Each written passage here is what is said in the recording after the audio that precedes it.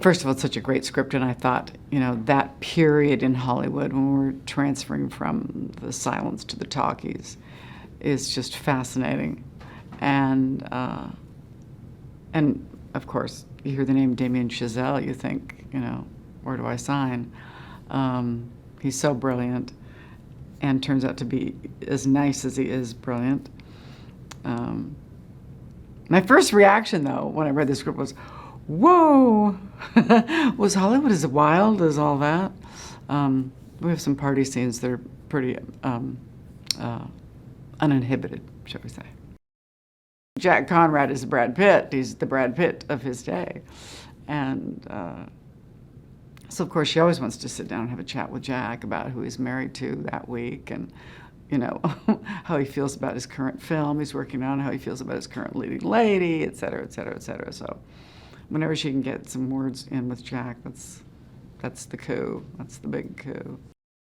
It's interesting, her mentorship of Nellie. I mean, I think she kind of lives vicariously through, you know, the Hollywood people. She's a writer, and writers, you know, sit back and observe. You know, they don't interact as much. When she does get to interact, I think she loves it, you know. But I just think that she thinks this girl is so special and needs her. I think she really feels she needs her. And she likes molding people and molding people's careers and manipulating people to a certain extent. So this is the perfect lump of clay to get her hands on and make her even more beautiful, make her more refined, bring out her talent, bring out that unnameable quality that Eleanor just calls it. She's got it. And Nellie is such a diamond in the rough, really rough.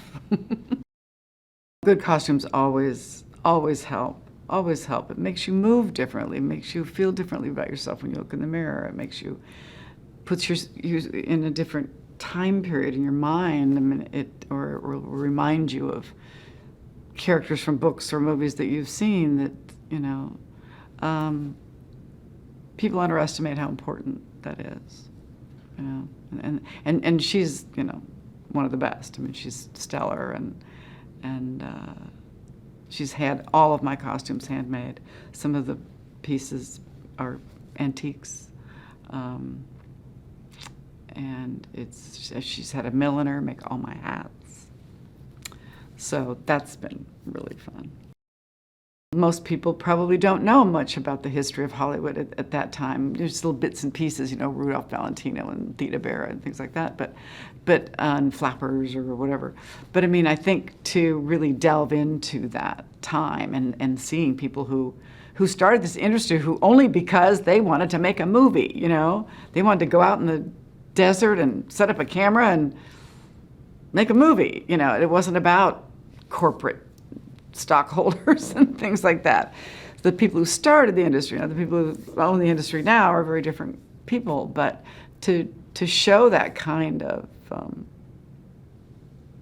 entrepreneurial spirit and innovation and the craziness under which circumstances of which movies were made, and how sometimes you'd be making a Western, right, you know, 100 yards from where they were doing, you know, a Roman battle and something else, you know, 100 yards from that. And, you know, you realize you had no cell phones, you had no, I mean, how did you make a movie without walkie-talkies, you know? They had megaphones, that was it, you know?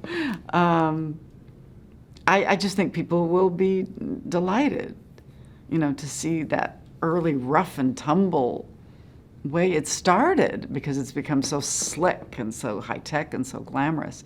And to see that it came out of such humble, wildly imaginative beginnings, and then to see that shocking switch to the talkies where it ended careers literally overnight, changed the entire industry overnight.